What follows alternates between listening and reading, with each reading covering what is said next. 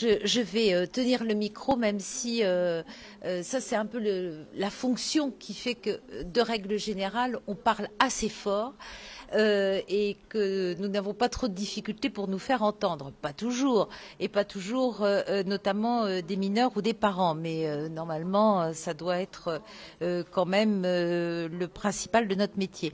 Alors, je vais effectivement évoquer avec vous quelques petites réflexions comme ça autour de l'autorité, principalement des parents, d'une part, l'autorité parentale, et du juge, d'autre part, puisque ce sont un peu les deux choses qui vont plus particulièrement nous intéresser.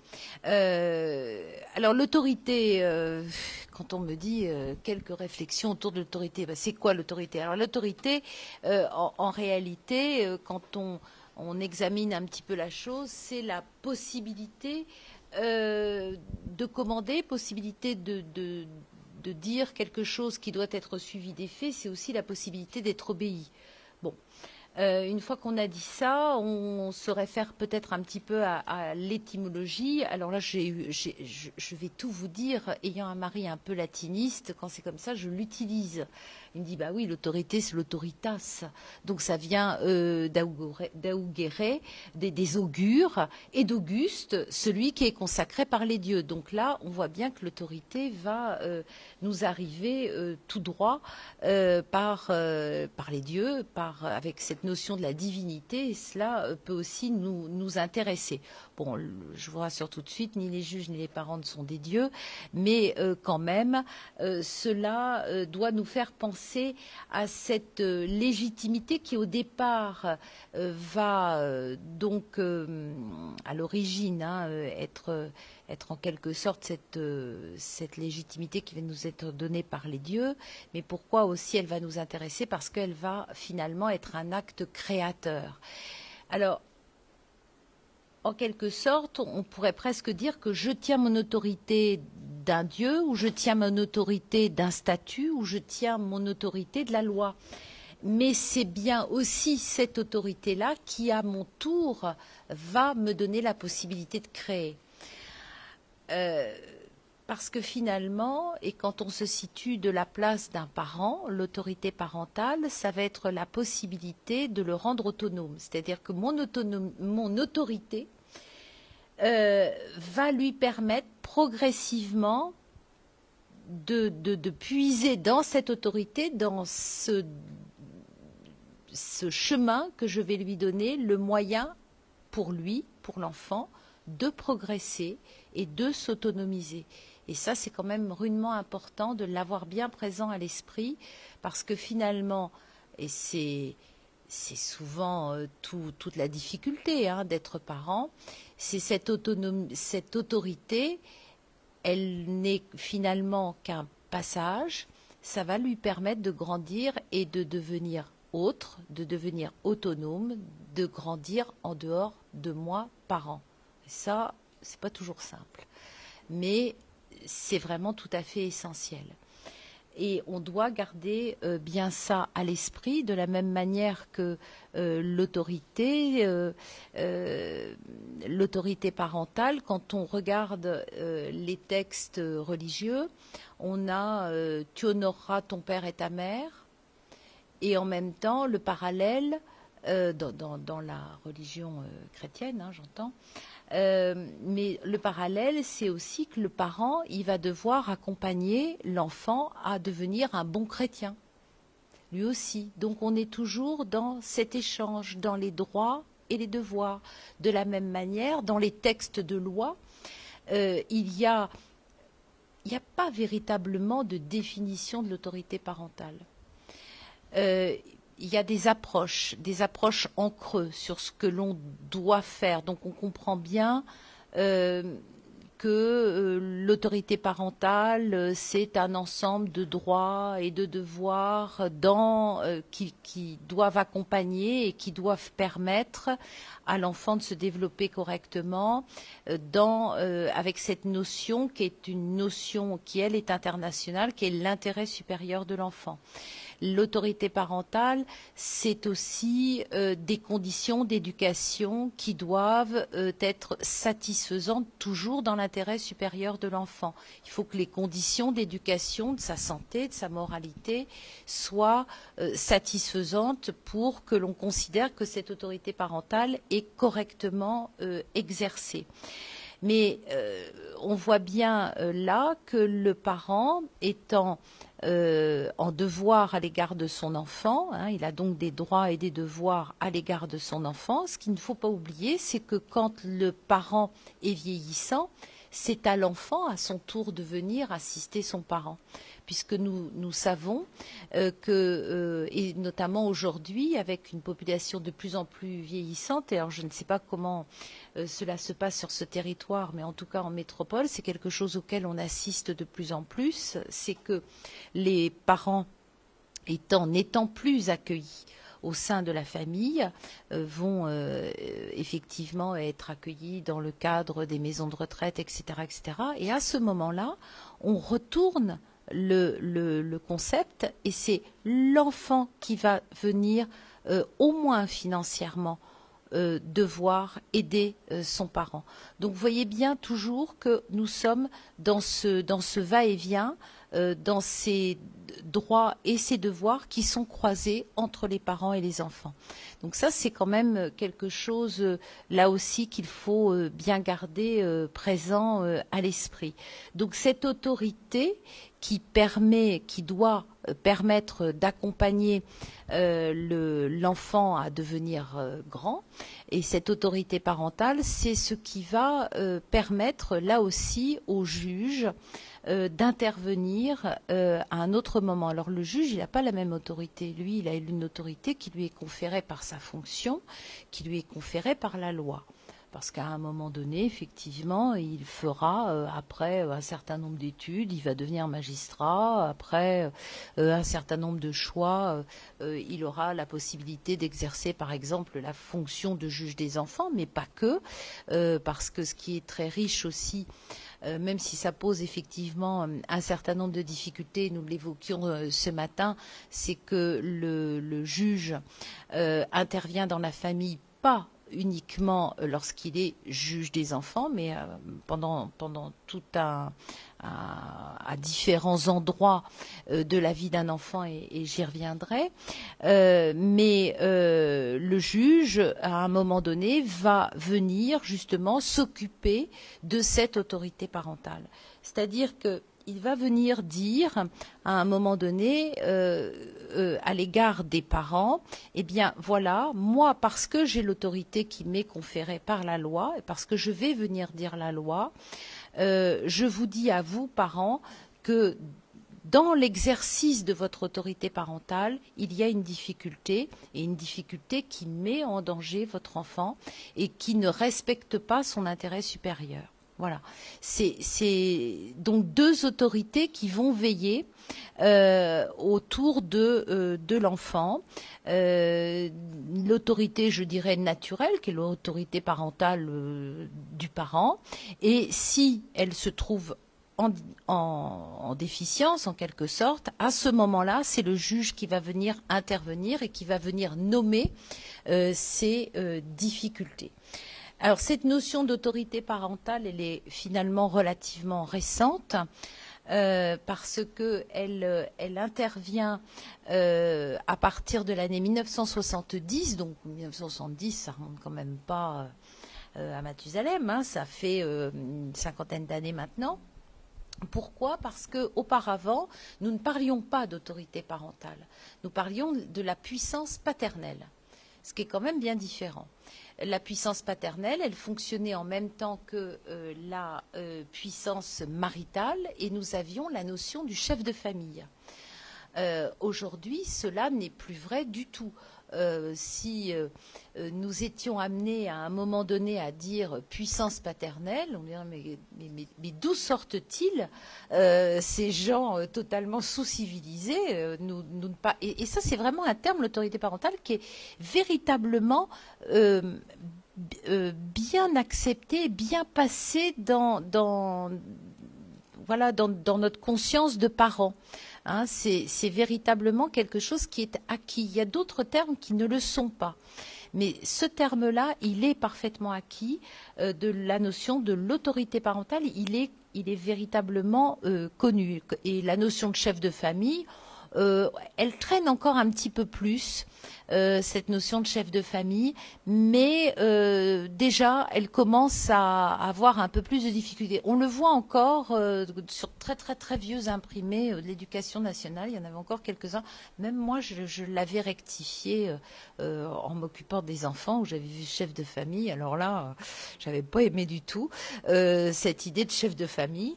Parce que j'avais pas du tout l'impression qu'il y en avait un qui était plus chef que l'autre. Et donc, je m'étais empressée, bien évidemment, de le rectifier. Mais cette notion-là existe encore un tout petit peu, mais vraiment de moins en moins. Donc, une notion qui est récente, mais une notion qui est appropriée. Alors, on se l'est appropriée, la société, les parents se la sont appropriée, et elle est toujours rappelée par un autre juge qui, lui, est finalement très utilisé par nous-mêmes, hein, par nos concitoyens, c'est le juge aux affaires familiales. Parce que lui, pour le coup, on y a souvent recours. On y a souvent recours compte tenu effectivement de nos modes de vie qui ont considérablement changé, du fait que le divorce c'est maintenant quelque chose de tout à fait banal, et on va régler sa famille, ensuite, enfin les conséquences du divorce devant le juge aux affaires familiales de manière assez simple, enfin tout du moins en théorie, et de la même manière que même si nous ne sommes pas mariés et que nous avons simplement eu des enfants, alors on avait une vieille acception aussi qui n'existe plus aujourd'hui, fort heureusement, naturelle, comme si les autres ils étaient surnaturels d'ailleurs, mais donc ça aussi c'est un terme qui n'existe plus. Donc on parle d'enfants, tout simplement.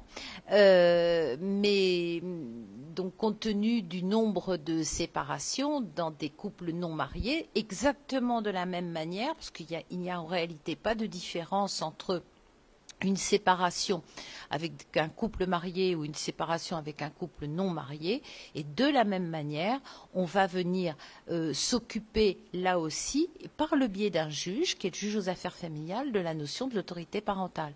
Et le juge aux affaires familiales, quand il va régler la séparation dans ses conséquences à l'égard des enfants, il rappellera, lui aussi, et très systématiquement, il y a un paragraphe qui est fait sur cette notion de l'autorité parentale conjointe, hein, qui est véritablement le principe. Donc, nous sommes séparés, très bien, mais je reste le père, tu restes la mère, et nous sommes dans une stricte égalité à l'égard de notre enfant. Alors, ça va consister en quoi, cette autorité parentale conjointe, notamment dans des cas de séparation? Eh bien, cela consiste finalement à s'accorder pour toutes les grandes décisions relatives à l'enfant. Alors, les grandes décisions, ce sont des grandes décisions d'orientation, notamment religieuse, ce qui n'est pas sans intérêt, hein, c'est véritablement quelque chose qui peut être extrêmement important. Il faut bien voir qu'il peut y avoir de véritables tensions entre parents séparés sur des choix de religion, sur la nécessité ou pas d'être baptisé, par exemple, d'avoir un certain nombre de sacrements.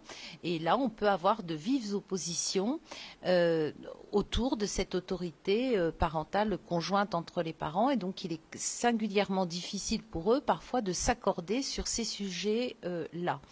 Des grandes décisions qui vont concerner également la santé des enfants, la santé physique, hein, tout simplement, ou même la santé psychique. On peut très bien avoir une véritable opposition entre les parents sur la nécessité de soins, la nécessité de suivre une thérapie. Ben oui, d'accord, mais quelle thérapie? Et un tel parent va dire, mais enfin, mais pas du tout, mon enfant va très bien, il n'a pas besoin d'aller voir l'orthophoniste, il n'a pas besoin d'aller voir le psychologue, et puis de toute façon, ce psychologue, c'est lui qui est le fou, c'est pas mon enfant. Monsieur, on ne vous a pas forcément dit que votre enfant était fou d'ailleurs, au passage. Et puis de toute façon, ce psychologue, il n'y connaît rien, il n'a pas la bonne thérapie, etc. Parce que moi, je sais que telle thérapie américaine est beaucoup mieux que telle autre thérapie, etc., etc. Vous pouvez là aussi avoir un véritable conflit et de véritables clivages entre les parents autour de choix médicaux. Et je ne parle pas des choix médicaux, effectivement, physiques, sur la nécessité d'une opération ou pas, parce que ça, là aussi, ça peut être compliqué. On peut avoir de véritables oppositions sur telle ou telle opération à faire. Est-ce qu'il faut la faire plutôt à telle date, plutôt un peu plus tard, etc., etc. Vous avez aussi l'autorité parentale dans les grandes décisions. Ce sont les orientations scolaires.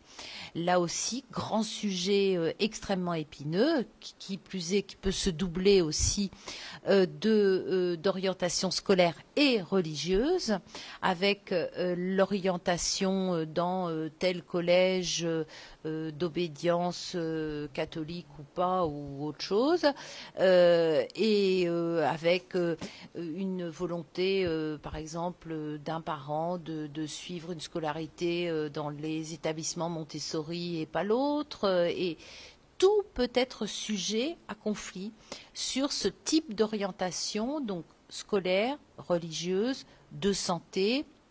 Et enfin, l'autorité parentale peut aussi être mise à mal, et on peut avoir des parents en difficulté sur les lieux de vie. La possibilité d'aller à l'étranger, la possibilité d'aller voir régulièrement, par exemple, des grands-parents qui résident à l'étranger et qui peuvent être de culture ou de confession différentes. Et là aussi, le juge pourra être amené à intervenir. Donc vous voyez, autant de sujets quand même qui sont compliqué. Il ne s'agit pas, l'autorité parentale conjointe à exercer, ce ne sera pas forcément apporter, je dirais, le manger et le couvert de l'enfant. Jusque-là, bien évidemment, ça c'est la base, mais ce n'est pas que cela. Et les parents peuvent s'ingénier lorsque le conflit est mal digéré, c'est mal réglé, ou qu'au départ il semble s'être bien réglé, mais qu'au moment où l'un ou l'autre refait sa vie, ça va plus du tout, on n'est plus du tout d'accord. Autant on était parfaitement d'accord pendant tout un temps, mais à partir du moment où l'autre, il a l'air finalement beaucoup plus heureux que quand il était avec moi, alors là, ça va plus du tout. Et le premier qui va en faire les frais, effectivement, ça risque fort d'être l'enfant. Alors, on a mille manières de régler ça, et ça ne sera pas forcément toujours le juge qui sera le mieux placé. Quand le juge va intervenir pour régler ces difficultés d'autorité parentale qui viennent là se cristalliser autour de telle ou telle autre difficulté, j'aurais tendance à dire qu'on est déjà très très très mal parti, parce que lorsque le juge va être amené à intervenir pour une orientation scolaire ou une orientation religieuse, ou etc., etc., c'est que véritablement il n'y aura plus aucun dialogue et qu'on n'aura trouvé aucune autre solution d'entente à peu près acceptable pour les uns ou pour les autres. Auquel cas, auquel cas, ça voudra dire qu'on n'aura pas non plus utilisé toutes les possibilités qui nous sont aujourd'hui offertes. J'entends par là tout l'intérêt de travailler avec les parents lorsque nous sommes dans une situation qui est conflictuelle ou qui commence à l'être. D'abord, la chose très très importante à faire, c'est d'abord de repérer cette difficulté, c'est-à-dire et de ne pas négliger ce qui parfois nous semble en disant mais enfin quand même ils vont bien s'arranger, enfin quand même ils vont bien être intelligents dans l'intérêt de leur enfant. Oui ben non, ils sont pas toujours très intelligents dans l'intérêt de l'enfant. Ça, faut quand même qu'on le sache, faut quand même qu'on se le dise. Et parfois on se dit mais c'est quand même juste impossible. C'est impossible que cet homme-là et cette femme-là à un moment donné quand même ont trouvé le moyen de faire un enfant. C'est donc quand même qu'il devait bien se passer de quelque chose d'un tout petit peu intéressant et à défaut d'amour, à tout le moins une certaine entente, et puis que tout d'un coup tout s'explose et devient juste du grand n'importe quoi, et là on n'est plus, on n'arrive plus à accrocher justement cette intelligence de l'autre, ce souci de l'autre, cette bienveillance à l'égard de l'autre, ça on n'arrive pas à l'accrocher. Et donc c'est vraiment important de ne pas négliger ces petits signes qui vont faire ensuite le lit de conflits épouvantables et où effectivement la victime sera toujours l'enfant en premier chef qui ne comprendra pas comment ces adultes qui sont censés être des adultes, qui sont censés être ses parents, en arrivent à se déchirer à ce point-là et véritablement pour lui ce sera particulièrement déstabilisant. Donc ne pas hésiter à repérer effectivement ces difficultés. Ça peut être dans notre entourage, ça peut être quand on est dans une position ou d'enseignant ou d'éducateur ou de voisin, etc. pour essayer d'attirer l'attention avec bienveillance des deux parents et pour les inciter à se parler.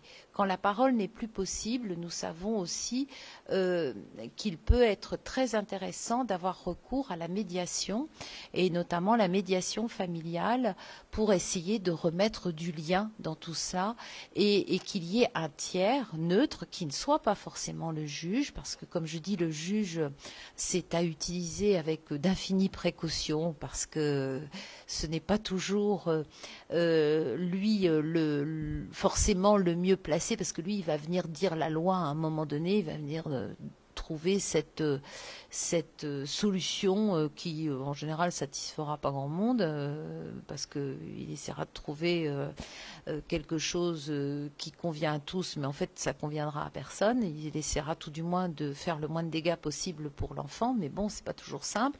En revanche, la médiation, c'est quelque chose qui peut être beaucoup plus intéressant. Parce que tout ce qui est de l'ordre de la médiation, de la conciliation, enfin il y a différents termes, différentes possibilités.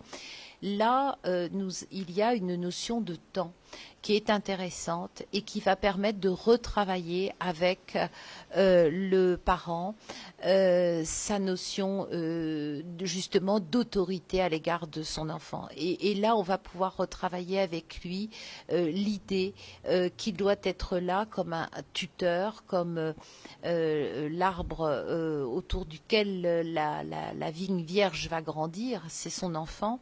Et la vigne vierge, elle a besoin de cet arbre pour s'appuyer, pour grandir, mais elle a aussi besoin et elle a aussi la possibilité d'avoir de la lumière qui va la faire partir vers tel ou tel endroit, va lui faire faire des volutes dans son feuillage qui ne seront pas véritablement préparés et pensés par son parent. Le parent, il doit être juste là pour soutenir le fil mère, mais les volutes, véritablement, ils appartiennent bien à l'enfant. Hein, le soleil, voilà, il saura le prendre si on sait soutenir ses volutes. Et là, la médiation peut avoir un véritable intérêt pour retravailler tout ça, retisser, retricoter petit à petit des liens qui se sont délités entre les parents, de façon à ce qu'ils puissent de nouveau se parler, de façon à ce qu'ils arrêtent de dire « Monsieur a dit ça, Madame a dit ça ». Quand on entend les parents venir nous dire Monsieur, Madame, alors là, moi je les arrête tout de suite parce que c'est juste pas possible. Ce n'est pas entendable. Ce n'est pas entendable qu'un père et une mère s'adressent des monsieur et des madame. Non. À un moment donné, ils ont été des parents. Alors, c'est au juge, quand c'est le juge et quand nous on les entend dire monsieur et madame, voilà, ils ont très très vite compris que ce n'est pas possible. Mais en médiation, c'est pareil. C'est véritablement un travail qu'on peut faire avec eux pour leur permettre de se resituer en tant que papa et en tant que maman de cet enfant-là. Et de trouver un accord. Alors c'est pareil, ça ne sera pas un accord qui va les satisfaire complètement. C'est sûr. C'est un petit peu normal puisqu'ils se sont séparés, qu'ils ont eu des chemins chacun différents, mais qu'il est impératif pour autant qu'ils puissent rester à cette place de père et de mère et qu'on soit bien dans le « et » et non pas dans le « ou ». Pour qu'ils puissent continuer à accompagner leur enfant. Donc ça, voilà, je crois que c'est assez important d'y penser, que nous y pensions en tant que professionnels lorsque nous nous trouvons face à une famille séparée où l'autorité parentale doit pouvoir autant que possible rester conjointe. Alors, il y a des cas d'autorité parentale exclusive, qui donc l'autorité parentale sera donnée à l'un ou à l'autre des parents. Bon. Alors, pourquoi on aura une autorité parentale exclusive? Ce sont des cas qui sont quand même relativement marginaux, et c'est mieux.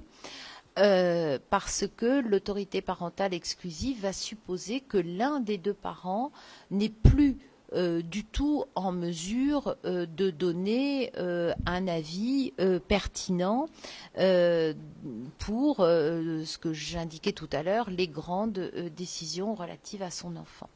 Alors pourquoi on va avoir une autorité parentale exclusive? Alors, tout simplement, d'abord parce qu'on peut avoir un parent qui va être très maltraitant, très déficient, et à ce moment-là, l'autre parent pourra solliciter auprès du juge de bénéficier d'une autorité parentale exclusive, de façon à ne pas mettre à mal les grandes décisions pour son enfant, parce que ça peut être aussi très destructeur si véritablement il n'y a pas d'autres possibilité d'être obligé de solliciter l'avis d'un parent qui systématiquement va s'opposer ou qui systématiquement trouvera des solutions totalement aberrantes et mauvaises, clairement, pour son enfant. Donc à partir de ce moment-là, on peut demander au juge de bénéficier d'une autorité parentale exclusive. C'est aussi vrai quand on a un parent qui se désintéresse totalement de son enfant. Et ça arrive. Donc on a des papas ou des mamans qui vont finalement être une espèce de grand absent. Et dans ce cas-là, qui n'exerce pas cette autorité parentale conjointe. Il y a un moment où il faut aussi en prendre acte. C'est compliqué. Alors ça ne veut pas dire qu'il n'est plus le père ou la mère, ça veut dire simplement qu'il n'exerce pas l'autorité parentale. Voilà, ce n'est pas une négation complète du fait d'être le père ou d'être la mère. Alors ça, c'est quand même. Alors c'est vrai que c'est compliqué parce qu'on reste un père biologique ou une mère biologique. On peut même voir son enfant. Ça c'est autre chose, mais on n'exerce pas une autorité en tant que parent à l'égard de l'enfant. C'est très sur le fil du rasoir, hein, cette histoire-là, parce que ça veut dire que on a parfois des parents qui vont, enfin un père ou une mère qui va être un père ou une mère comme une éclipse, hein, on le voit vraiment très rarement, de temps en temps. Alors là aussi, on a un travail à faire à l'égard de cet enfant, c'est-à-dire qu'il va falloir lui faire comprendre et admettre que oui, c'est comme ça, il a un papa ou il a une maman qui existe, qui est véritablement présent par petites touches, qu'on ne le voit que de temps en temps, et que pour autant, et que en même temps, ce parent-là, on ne lui reconnaît pas une autorité pour les grandes décisions. Ça veut dire que ce parent-là, il va pouvoir prendre en charge, alors parfois c'est un week-end par an et quelques petites vacances scolaires, qui va pouvoir prendre en charge son enfant, qui va pouvoir lui donner des soins adaptés, l'emmener dans un parc d'attractions, l'emmener, je sais pas où, au restaurant ou chez le papy ou la mamie, etc. Et qui va pas être maltraitant, hein, c'est pas le problème, mais qu'il est là comme il peut. Et ça, c'est aussi, c'est compliqué pour le parent, le parent qui reste et qui lui a l'enfant tout le temps et qui aimerait bien pouvoir s'appuyer sur l'autre. Donc c'est compliqué, mais il faut que le parent l'admette, ce qui n'est pas simple, et il faut que l'enfant l'admette qu'il a un papa ou une maman qui fait ce qu'il peut. Voilà. C'est pas si simple, mais c'est comme ça. Et c'est presque déjà bien aussi de l'avoir un petit peu. Bon. Ce d'autant que, de règle générale, quand c'est bien expliqué, à peu près bien vécu, l'enfant s'en débrouille. Parce que les seuls qui nous sauvent dans cette histoire-là sont quand même les enfants, parce qu'ils sont quand même assez extraordinaires, eux. Ils savent se débrouiller de beaucoup de situations. Et ils sont souvent là pour nous donner, à nous les adultes, beaucoup de leçons. Parce que ils s'en arrangent, ils font avec. Ça me rappelle un petit garçon qui disait, tu sais, maman, maman, elle était un petit peu pas bien dans sa tête, on va dire. Maman, c'est comme la météo, ça change. Et il y a souvent des nuages, tu sais. J'ai dit, oui, d'accord. Mais il avait tout compris, le gamin. C'était extraordinaire, cette comparaison de sa maman avec de la météo qui était quand même très souvent changeante. C'était pas un ciel bleu sans nuages. Il y avait beaucoup de nuages. Mais l'enfant, il était capable, il n'était pas vieux, celui-ci, de me dire ça. Puis d'un air de dire, mais écoute, arrête-toi, le juge, d'essayer de faire quelque chose avec ma maman. Fais avec. Comme moi, je fais avec. Et ça, cette parole de sage, c'était bien l'enfant qui l'avait beaucoup plus que le magistrat qui essayait à tout prix de dire voilà, moi j'ai l'autorité parentale, j'ai un père, j'ai une mère, il doit faire ci, il doit faire ça, etc. etc. Oui, enfin, bien, mais lui, il en avait compris aussi les limites de sa maman. Donc après, il fallait accompagner cela, et là où c'était assez intéressant, c'est que justement on avait un autre parent qui était capable de nommer la limite de la maman, mais sans jugement, sans pour autant dire avoir vraiment un regard très péjoratif à l'égard de cette mère. Et là, on aboutit finalement à un enfant qui, bon an mal an, grandit pas mal parce que il a compris ce que c'était que les limites de l'un de ses parents, mais on s'en arrange parce que l'autre parent avait l'intelligence d'avoir un regard aussi positif que possible, en prenant le bon et en laissant le mauvais, comme on dit, pour faire avec et construire son chemin de cette manière-là. Donc, j'évoquais cette situation des familles séparées avec ce juge aux affaires familiales qui intervient au moment de ces séparations, qui va effectivement rappeler cette notion de l'autorité parentale conjointe et qui va fixer la résidence des enfants. Alors, juste un petit mot sur ce mot même de résidence de l'enfant. J'y reviens parce que nous évoquons encore très régulièrement la notion de la garde. Hein, alors c'est un terme qui n'existe plus depuis, alors je crois que c'est une bonne trentaine d'années, parce que je crois que c'est 86 ou 87. Je vous dis ça de mémoire, je m'en souviens plus en fait. Mais oui, c'est 86 ou 87 où on a plus cette notion de la garde.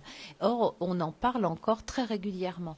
Hein, dans notre, oui, mais alors c'est lui qui va avoir la garde, ou c'est elle qui va avoir la garde. Eh bien, de toute façon, il demande la garde. Bah non, non. D'abord, on ne demande pas la garde, on demande la résidence de l'enfant.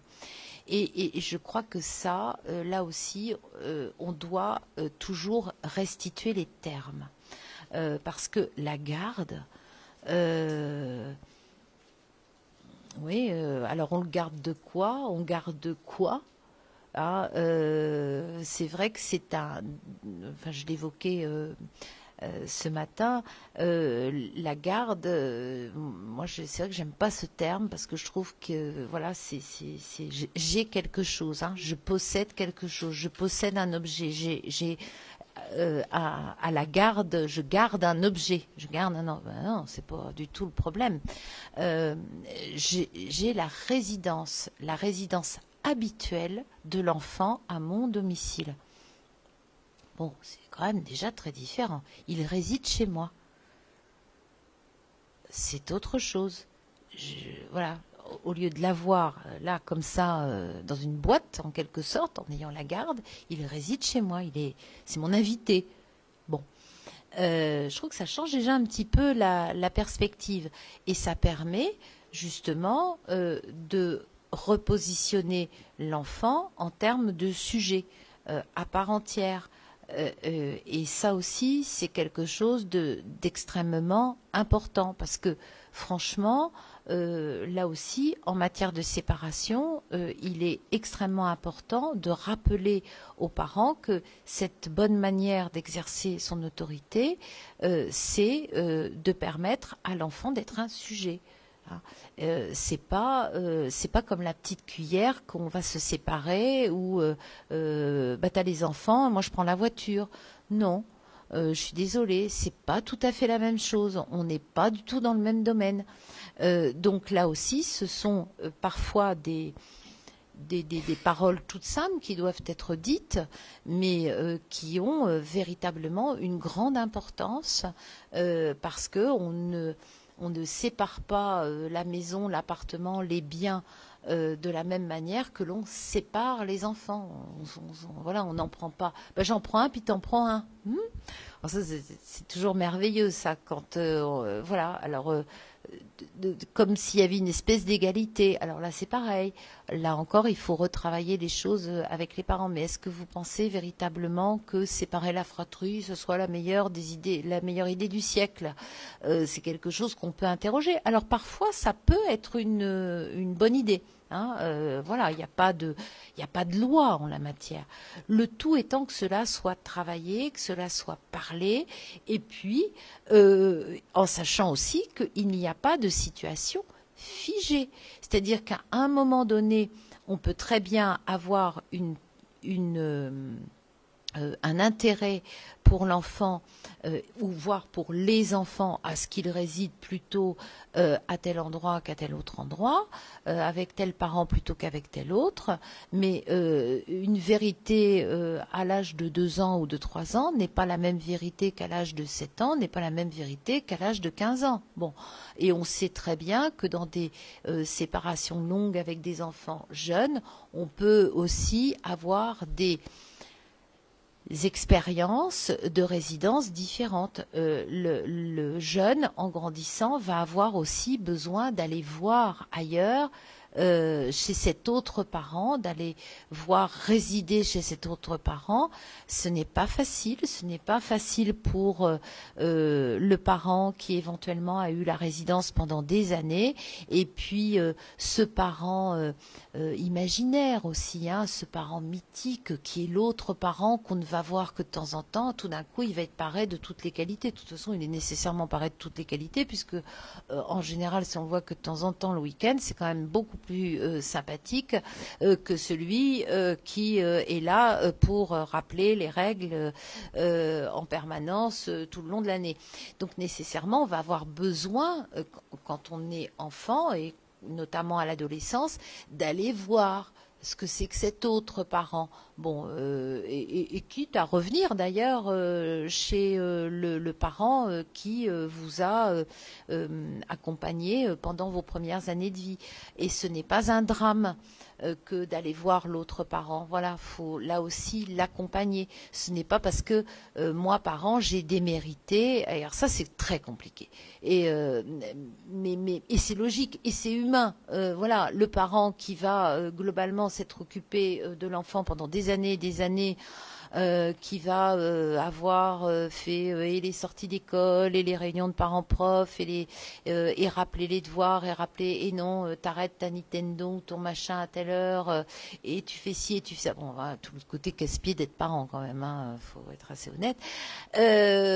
Donc à un moment donné, effectivement, on va lui dire bon non, finalement toi là, je veux plus de toi, je vais aller voir l'autre. Bon, nécessairement. Le parent qui sait, pardonnez-moi l'expression, mais un petit peu taper le sale boulot, il va se dire non mais enfin c'est extraordinaire ça. Et c'est l'autre qui va récolter quasiment le produit fini. C'est très très injuste. Alors oui, il y a un côté un peu injuste.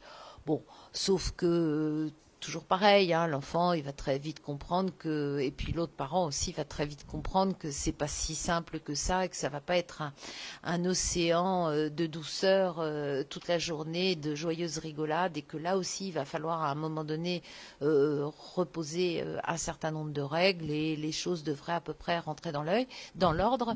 Mais là aussi, et c'est un temps qui peut être compliqué. Ça peut être un temps à accompagner. Éventuellement, là de nouveau, hein, je refais allusion à la médiation, mais là aussi, ça peut être à un moment donné l'idée de se poser et de se dire bon ben voilà, oui, peut-être qu'il a besoin d'aller voir ailleurs, ça peut être quelque chose d'intéressant. Il y a aussi la résidence alternée, alors compliquée. Ça a été très compliqué. Personne n'est d'accord encore aujourd'hui sur la résidence alternée. Donc, moi, j'ai pas d'idée préconçue. Hein, je vous le dis tout de suite. Sur oui, c'est très très bien. Non, c'est absolument horrible, inenvisageable, etc., etc. Ça suppose la résidence alternée, en tout cas, justement, des parents. Vraiment qui se parlent beaucoup. Ça suppose véritablement des conditions géographiques vraiment optimales, que l'enfant ne soit pas non plus trop fatigué, trop perturbé dans ses rythmes, etc., etc. Donc ça suppose quand même beaucoup une organisation vraiment importante pour que tout le monde puisse s'y retrouver. De la même manière, on ne peut pas imaginer une résidence alternée comme parfois certains l'imaginent dans les parents. Le côté, c'est strictement égalitaire. Voilà, je vais l'avoir exactement le même temps que toi, etc. Parce que là, ça part très très mal. Hein, si on est dans ce système-là, juste pour couper l'enfant comme on coupe le service de vaisselle, tu prendras 6 assiettes creuses, moi 6 assiettes creuses, toi 6 plates et toi 6 autres, ça va pas aller. Ça va pas marcher du tout comme ça. Ce n'est pas là non plus un bien qu'on coupe en deux. Ce n'est pas le bien qui appartient des parents qu'on coupe en deux. C'est la possibilité de vivre cette autorité parentale à égalité, mais avec des conditions extrêmement travaillées pour pouvoir présenter un projet vraiment fini et dans l'intérêt de l'enfant. Qui puisse marcher, et en sachant aussi qu'il faut aussi entendre l'enfant quand à un moment donné il dit mais moi je n'en peux plus de cette histoire, je n'en peux plus d'avoir 2 maisons, je n'en peux plus d'avoir 2 cartables, d'avoir 2 ci, 2 ça, parce que c'est quand même excessivement compliqué pour eux d'arriver à se retrouver dans 2 lieux différents avec des rythmes extrêmement compliqués. Déjà que les gamins, ils ont des rythmes parfois un peu d'enfer, avec les activités, etc., etc. On leur laisse quand même pas suffisamment le temps, de manière générale, de rêver, de rien faire et de se poser. Si en plus on leur demande une adaptabilité extraordinaire que nous adultes on serait parfaitement incapable d'avoir, hein, allez imaginer 3 minutes de vivre une semaine à tel endroit et une semaine à tel autre, faites-le vous les parents et puis après on en rediscute, hein. Donc ça suppose véritablement quand même, je dirais, et des parents d'exception et des gamins d'exception. Donc voilà, c'est possible, c'est véritable. Vraiment, moi, j'ai pas de diktat en disant non, c'est épouvantable, etc., etc. Non, c'est possible. Mais bon, c'est à manipuler avec beaucoup de précautions. Et puis, il faut véritablement entendre l'enfant quand il dit non, stop, là, moi, je peux plus. Il y a un moment, c'est plus possible. Bon. Et ça ne sera pas forcément un échec, hein, du tout. Ce sera à un moment donné, il a besoin d'une pause dans cette organisation qui peut être extrêmement compliquée. Donc voilà, donc je vous ai finalement beaucoup parlé du juge aux affaires familiales, mais bon, parce que vraiment c'est celui qu'on vient voir énormément compte tenu donc de notre évolution. Il faut savoir globalement, juste un petit chiffre, parce que je n'aime pas trop donner de chiffres, mais globalement, l'activité judiciaire, elle est occupée à plus de 65%, 65, 68, voire 70%, ça dépend un petit peu des endroits, par le juge aux affaires familiales. C'est quand même ce qui nous occupe énormément, hein. C'est vous dire l'importance que ça peut avoir. Donc, et puis alors on va le voir une fois, puis on a des habitués, hein, et des gens, ils aiment bien réinterroger les modalités d'exercice ou de l'autorité parentale et de la résidence et les droits de visite et d'hébergement, puis ils sont tellement peu capables de se parler que dès qu'il y a une difficulté, hop, allez hop, on va voir le juge. On a véritablement des gens qu'on voit au moins une fois par an. Alors, il faut aussi, c'est aussi notre travail à nous de leur dire de la souplesse, de la parole entre vous. C'est pour ça aussi que nous notons dans nos jugements, sauf meilleur accord des parties, c'est-à-dire que voilà, c'est d'abord eux qui font leur loi familiale. On ne doit pas avoir en permanence recours au juge. C'est le juge, finalement, quelque part, il devrait rester un peu sacré. Alors, on n'est plus sacré du tout, hein. On a affaire au juge, c'est un presse-bouton, et on va voir le juge comme on irait voir n'importe quelle personne. Et ben non, ça va pas du tout, parce que le juge, il faut quelque part le préserver dans les véritables cas de conflit. Et cette facilité avec laquelle on va avoir le juge vient là aussi certainement signer le fait qu'il y a un certain nombre d'institutions tierces qui existaient auparavant et qui n'existent plus aujourd'hui et qui venaient dire la loi et qui venaient dire l'autorité et qui n'existe plus aujourd'hui. Il est certain que il y a 100 ans, l'autorité, c'était pas le juge, hein. L'autorité, c'était l'instituteur, c'était le gendarme du village, c'était le maire, c'était les aïeux dans la famille, etc. Autant d'institutions qui sont quand même aujourd'hui en grande difficulté, et j'ai même oublié le curé, pardonnez-moi, mais voilà, donc il y avait toutes ces institutions qui étaient très présentes et qui venaient finalement, elles aussi, avec leur autorité, dire une loi ou donner des conseils suffisamment judicieux de façon à ce que ces conseils soient acceptés par le groupe familial en cas de difficulté. Donc ça, évidemment, ces personnes-là ont totalement disparu de notre horizon. Et aujourd'hui, ceux qui viennent pallier ces institutions, ce sont les médecins, le juge et l'avocat, hein, en gros, voilà, ils sont un peu mélangés. Voilà, on a quasiment son juge, quasiment son avocat. Bon, voilà, donc on a recours très très facilement à ces hommes ou femmes de loi. Bon. Alors que ce n'est pas anodin que d'avoir ainsi recours à la loi fonctionnelle, légale, c'est pas rien. Or, c'est totalement banalisé.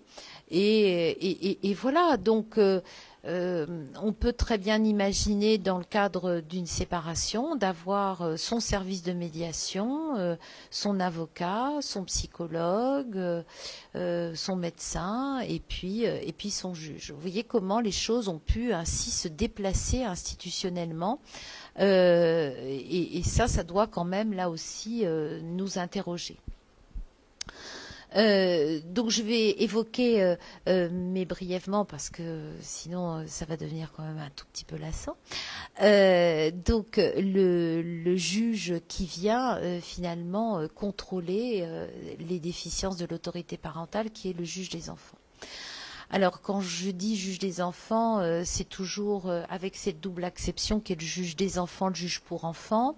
Le juge pour enfants qui vient là au titre donc de l'assistance éducative et qui va venir intervenir dans un certain nombre de difficultés, de déficiences, de carences repérées, étant précisé que là aussi la loi, alors là c'est une loi de 2007 qui a donné le primat au suivi administratif et non pas au judiciaire. Donc là aussi, il faut bien évidemment ne pas oublier que dans l'hypothèse où l'autorité parentale est mise à mal, on doit d'abord essayer de travailler dans le cadre de la prévention et dans le cadre de l'administratif. Et ça, c'est extrêmement important parce que là aussi, n'oublions pas une chose, c'est qu'à partir du moment où on va basculer vers le juge et le juge des enfants, après, il n'y a plus rien. Alors, le juge des enfants, moins on s'en sert, mieux on se porte. Parce que même si effectivement il va bien être là pour dire la loi dans un certain nombre de cas tout à fait intéressant, et il va pouvoir permettre de recadrer un certain nombre de choses, mais n'oublions pas que derrière il n'y a plus rien. Donc, essayons au maximum de travailler. Alors, dans le domaine de la prévention, ça c'est vital, essentiel. Apprendre à être parent, c'est pas simple. Il n'y a pas de recette, il n'y a pas de livre magique. On fait pas Google être parent, ça vous dira rien du tout. Hein, éventuellement, il y aura quelques articles intéressants et encore. Mais voilà, ça s'apprend. Quand j'évoquais tout à l'heure des difficultés de repère que nous avons tous autant que nous sommes avec ces institutions qui ne sont plus là, qui sont perdues, et on va pas, voilà, on va pas pleurer pendant des années sur la perte de repère de l'instituteur ou d'une figure tutélaire qui n'existe plus. Donc il faut qu'on réinvente d'autres choses, il faut qu'on réinvente d'autres liens, et il faut qu'on puisse accompagner les parents, quels qu'ils soient, quel que soit leur niveau intellectuel ou culturel ou social, qui plus est en sachant qu'il y a peu de choses linéaires dans la vie des parents aujourd'hui, hein, et qu'on peut très bien basculer d'un endroit à un autre endroit très facilement et très vite, parce que ça aussi c'est quelque chose d'assez nouveau. On peut tomber très rapidement dans de très graves difficultés économiques, et justement parce qu'il y a de moins en moins les filets familiaux qui pouvaient exister et qui permettaient là aussi d'accompagner des jeunes parents et d'accompagner des difficultés qui peuvent être passagères. Aujourd'hui, ce qu'on observe quand même, c'est une véritable solitude de nos concitoyens, une grande solitude de jeunes adultes ou de plus vieux adultes, parce que la maternité a reculé, hein, dans l'âge, avec cette idée aussi que eh bien, une fois qu'on est très très accompli, à partir de ce moment-là, on peut devenir parent. Oui, on verra. Ça va être intéressant dans quelques années de voir comment des mamans qui deviennent mamans à plus de 35 ans, parce que elles ont imaginé qu'il fallait avoir rempli un certain nombre de cases avant de pouvoir imaginer d'être maman. Je sais pas, moi je pense que je serais pas forcément là pour le voir, en tout cas en tant que professionnelle, dans 20 ou 30 ans, mais ça va être très très intéressant de voir ça, de voir comment ces maternités plus tardives, comment les greffes vont prendre, quelle va être l'évolution qui va se faire au niveau de ces maternités plus tardives. Quelle place vont pouvoir prendre des grands-parents beaucoup plus vieux, du coup. Ça va être autre chose. On va voir, on va observer. Mais je pense qu'il faut quand même qu'on y soit très très attentif, parce que on peut entendre, hein, complètement le fait de vouloir avoir une certaine sécurité professionnelle et économique avant d'entrer dans la maternité ou dans la paternité. Ça, on l'entend. Quid en revanche, qu'est-ce que ça veut dire et qu'est-ce que ça veut dire dans l'imaginaire de ses parents, de se dire, voilà, je dois être une femme accomplie, parfaite, extraordinaire, avant d'être maman. Alors ça veut dire donc que derrière, je vais être une maman plus âgée, mais qui va nécessairement, alors elle va être absolument parfaite.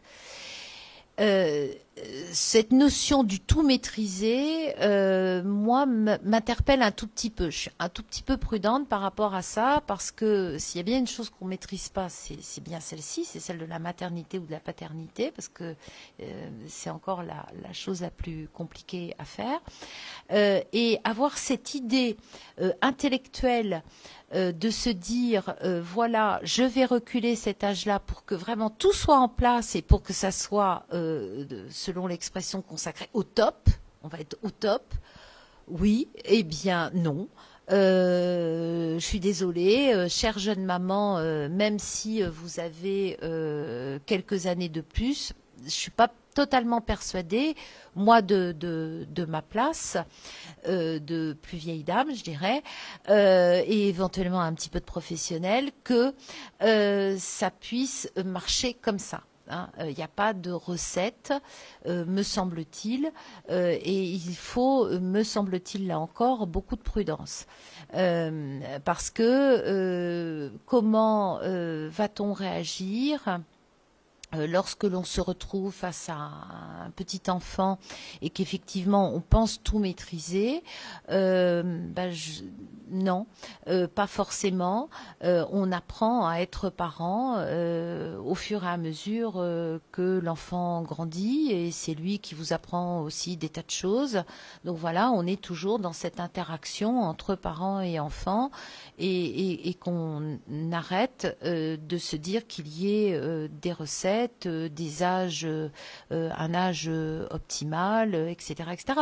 Oui, il y a nécessairement des conditions socio-économiques plus favorables que d'autres, ça on le sait tous, c'est un peu une lapalissade, mais pour autant, voilà, je partage cette interrogation que j'ai du vouloir tout maîtriser dans un individualisme un peu forcené et dans un isolement qui est pas splendide du tout, et qui m'inquiète et nous inquiète considérablement, parce qu'on a donc ces institutions référentes et tutélaires qui ont disparu, un isolement réel, une solitude extrême, et parallèlement nous sommes dans cette notion de la performance, dans une société libérale et néolibérale, de la performance. Donc il faut être un parent performant.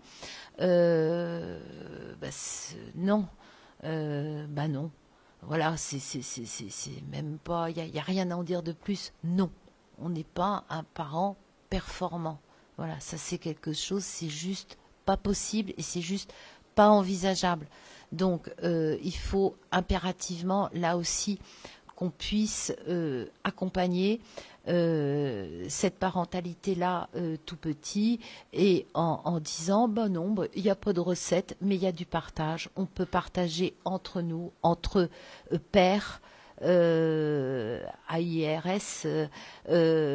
entre donc mamans qui peuvent se parler entre elles, entre pères qui peuvent se parler entre eux, ce d'autant qu'en plus ils sont plutôt pas mal, ces papas qui veulent être très présents dans la vie de leur enfant, donc profitons-en, c'est pas complètement inintéressant, loin de là, mais tout ça doit être accompagné, et puis que chacun reste bien à sa place. C'est-à-dire que papa prenne sa place et toute sa place, mais sa place de papa, et qui viennent et que maman, elle prenne sa place de maman aussi, avec les spécificités des uns et des autres, et des manières différentes d'appréhender l'enfant, de l'encadrer, de jouer avec, etc. Avec pas forcément un copier-coller entre les activités maternelles et paternelles, etc. Donc chacun s'y retrouve, et que chacun soit dans cet accompagnement-là. Donc tout l'intérêt, effectivement, de la prévention chez le tout petit, qui va être notre futur. Et nous, plus on aura de prévention avec les tout petits, et plus les juges seront au repos. Donc ça, c'est parfait. Vous comprenez bien que ça sera extrêmement intéressant. Donc le juge des enfants, lui, il intervient après tout ça, quand tout ça a été ou non repéré, ou non parlé, ou non accompagné, quand on est sur de multiples carences, et qu'un beau jour ça arrive sur notre bureau. Donc il ne faut pas que ce soit trop tard. Ça aussi, c'est compliqué pour les professionnels de savoir quel est le bon moment du signalement, jusqu'à quand on peut garder une situation, jusqu'à quand on peut la travailler, et jusqu'à jusqu'à et quand on doit faire appel au symbolique de la loi. Ça, c'est vraiment véritablement une des choses les plus difficiles à appréhender. Parce que, comme je l'indiquais tout à l'heure, donc le juge, il faut pas trop l'utiliser, pas trop en user, parce que derrière c'est compliqué. Et il faut que lui, il garde son efficacité, hein, son rôle symbolique, mais pas que. C'est-à-dire que lui, derrière, il va agir, il va rendre des ordonnances, il va rendre des jugements, il va faire de l'assistance éducative en milieu ouvert, il va faire des placements, il va, on l'espère, après un placement, restituer les enfants à leurs parents si c'est possible, et ne pas hésiter à les restituer si c'est impossible, parce que voilà, on ne va pas rajouter de la maltraitance à la maltraitance. Donc ça, c'est véritablement notre difficulté première, savoir quand c'est le bon moment d'agir. Il est vrai que souvent, il faut quand même qu'on l'ait présent à l'esprit les uns et les autres. Quand le rapport arrive sur le bureau du juge des enfants, et moment, franchement, on frissonne un peu en se disant « Oh là là, mais c'est tard, c'est tard. Qu'est-ce que moi je vais venir faire dans cette histoire-là? Qu'est-ce que je vais pouvoir faire, moi, en tant que juge ?» Donc, véritablement, ça, c'est le travail principal des professionnels de l'enfant, de pouvoir quand même voilà, savoir repérer le bon moment où véritablement on est en panne dans le cadre du suivi préventif et dans le cadre du suivi administratif, et où véritablement on tourne en rond et on peut plus. Faut véritablement qu'on passe à la vitesse supérieure, qui est la vitesse du juge. Et en sachant que c'est pas parce qu'on est allé voir le juge et que le juge va repositionner les choses de manière différente dans la symbolique et dans la loi, et qui va dire stop, ce n'est pas pour autant qu'ensuite on ne pourra pas rebasculer et repartir dans l'administratif. Le juge, il doit savoir aussi intervenir à un moment donné, c'est un peu le traitement de cheval, hein, en gros, pour donc faire cette mesure éducative, mais il doit savoir aussi pouvoir dire, même si tout n'est pas parfait, même si l'autorité parentale n'est pas exercée de manière totalement merveilleuse et parfaite, faut quand même pas rêver, il doit savoir clôturer le dossier et dire, eh ben maintenant, c'est bien, on s'est donné un certain nombre d'objectifs. Maintenant, nous ne sommes plus dans une situation de danger avéré. Il y a encore des choses à travailler. On va repartir dans l'administratif ou dans le préventif. On peut même faire une pause. Puis on refera un point dans un an. Hein, ça, c'est pas non plus inintéressant de travailler ces dynamiques-là, de se dire on clôture un dossier, on a pu faire un bout de chemin, on a pu améliorer un certain nombre de choses, on le clôture à un moment donné et on refera un point, je redemanderai un point à un service dans un an pour voir un peu où vous en êtes. Donc voilà, il faut être dans cette dynamique toujours de façon à ce que les choses ne soient pas figées. Je vais peut-être m'arrêter là quand même, parce que si je parle du juge des enfants qui s'occupe des mineurs délinquants, si je le dis en 2 secondes. Allez, en 2 secondes, le mineur délinquant. Le mineur délinquant, c'est quand même très très très très souvent un échec de l'autre. Hein. On va être clair.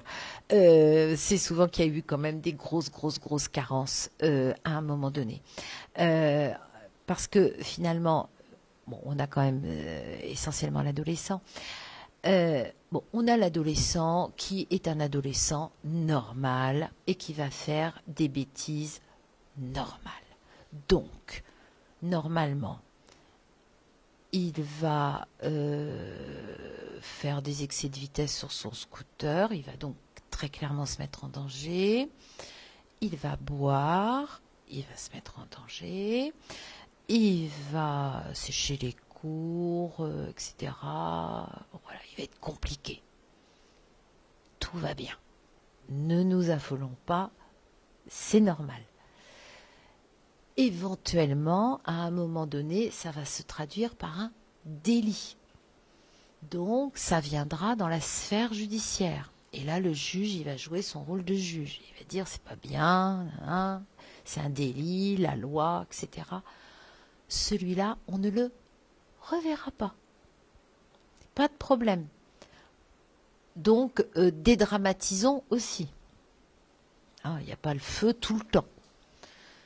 Il y a l'autre adolescent qui, lui, en réalité, présente un certain nombre de troubles de comportement qui vont se traduire par un certain nombre de délits. Lui, on va le revoir. Et lui, c'est effectivement souvent celui qu'on a, pardonnez-moi l'expression, maltraité dans le cadre de l'assistance éducative ou de la prévention, etc., etc. Bon. Là, ça va être beaucoup plus compliqué. On va être sur un travail de plus longue haleine. En sachant, globalement, le juge des enfants au pénal, il a à peu près le même type d'intervention qu'en assistance éducative. Il fait du milieu ouvert et du milieu fermé, étant posé que le pire du milieu fermé, c'est la détention quand même. Hein. Donc là, ça devient un peu compliqué. Mais ça peut arriver. Et ça va en augmentation.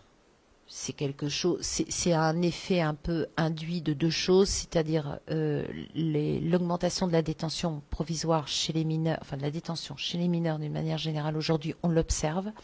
Non pas qu'il y ait plus de délits, mais on a des délits plus graves et on les traite de plus en plus vite parce que dans la mesure où on ne veut pas, on a été persuadé pendant tout un temps et maintenant c'est très très ancré dans notre tête. Donc c'est comme ça, il faut qu'on fasse avec, qu'on est dans une tolérance zéro. C'est-à-dire que maintenant, il y a un acte posé délictueux, un juge. Un autre, un juge. Et à chaque fois, donc ça fait quand même des gens qui ont beaucoup de jugement. Hein, parce que le mineur, lui, de toute façon, il va venir très régulièrement poser un certain nombre d'actes qui s'appellent des délits et donc derrière il y aura autant de réponses de loi. Et dans la mesure où la loi c'est un système d'escalier, on part d'une première marche et on arrive à la détention. D'où une augmentation de la détention aujourd'hui en France. C'est-à-dire que, un, les actes sont plus violents, mais deux, on a une manière de réagir, nous, avec nos textes de loi, aujourd'hui, depuis globalement 30 ans, qui font que nous punissons de plus en plus sévèrement. Donc, voilà, ça, faut le savoir. Donc, ce gamin qui présente des troubles de comportement et qui va venir interroger la loi et la limite très régulièrement, ça va être compliqué. Et puis, enfin, il y a le troisième type d'adolescent qui, lui, va aussi de la même manière, hein, va venir interroger la loi, mais qui ne présente pas forcément des troubles de comportement, ou tout du moins pas de la même manière, mais qui est, lui, beaucoup plus victime d'une organisation sociale qui est très déficiente, avec des délinquances de quartier, avec une utilisation aussi d'un certain nombre de mineurs par les plus grands pour commettre un certain nombre de délits. Et là, on a des enfants et des adolescents vraiment pris dans des engrenages, dans une délinquance d'exclusion en réalité. Et là aussi, ça va être très compliqué parce que en plus, ils vont adopter eux une espèce de code de l'honneur un petit peu différent, avec la nécessité de rites qui sont des rites délictueux qui vont les amener petit à petit à passer de tout petits délinquants à beaucoup plus grands. Mais ça sera leur forme à eux leur parcours finalement délinquant, qui est un parcours comme un parcours scolaire en quelque sorte, mais sauf qu'il est délinquant, ce qui est quand même un peu ballot, parce que ça donne quand même pas tout à fait les mêmes résultats que même une scolarité un peu médiocre, d'avoir ainsi ce parcours de délinquance, mais en sachant que ces jeunes sont pris très très tôt dans une ambiance de délinquance. Ils commencent guetteurs dans les quartiers pour surveiller le trafic de stupéfiants. Et il est vrai, et là j'évoque alors quelque chose qui ne vous touche pas, et prions pour que jamais cela ne vous touche, à ce point-là, qui est la délinquance que je viens de connaître là pendant 3 ans dans Seine-Saint-Denis. Où effectivement un point de deal, un point de revente, Seine-Saint-Denis, c'est 20 000 euros de chiffre d'affaires par jour. Donc inutile de vous dire que ça représente beaucoup d'argent, et que tous les petits, dès 10-11 ans, ils sont dans ce rôle de guetteurs, et ils préviennent dès qu'on voit un début de policiers qui arrive, et on a donc un système effectivement qui est très compliqué. Vous pouvez aller voir Les Misérables, le film. C'est la vraie vérité, comme diraient les enfants. C'est ça. Pas la fin, heureusement, mais c'est ça. Et le système de délinquance, et aussi l'attitude qui parfois est compliquée des services de l'ordre. Bon. Donc voilà, tout ça mijote dans une espèce de cocotte minute géante, et c'est pas très brillant. Donc voilà, donc on a ces délinquances aussi d'exclusion que nous, là aussi, on va être amené à traiter très très très régulièrement, et bien au-delà des 18 ans. Ça, faut bien avoir ça en tête. Le gamin va commencer son parcours effectivement vers 10, 11, 12, 13 ans, jusqu'aux 18 ans. Et après, nous, on va continuer à le traiter au moins jusqu'à 25, 26 ans, voire un petit peu plus tard. Avec 2 possibilités. Donc, soit véritablement il prend le chemin d'une vraie délinquance très organisée, bon, il fait métier voyou, bon, voilà, après tout, pourquoi pas, ou ça va s'atténuer. Donc, ça va s'atténuer avec le temps. On a toujours on a le pic qui monte jusqu'à 35 ans. 35 ans, ça se calme, rassurons-nous en général, parce qu'il y a une famille qui commence à se constituer, et puis commence à en avoir un peu assez de venir nous voir. Donc en général, ça se calme naturellement, ce qui est bien, et qui au moins nous permet un tant soit peu d'espérer. C'est rarissime d'avoir des très très très vieux voyous, on en a quelques-uns, mais c'est quand même relativement rare. Voilà, bon, j'ai été excessivement bavarde, et j'ai essayé un petit peu de voir comment cette autorité parentale est essentielle, et comment l'autorité du juge vient finalement la contenir, l'aider, la soutenir et la contrôler à différents stades. Mais bien évidemment, je suis toute disposée à répondre à vos questions.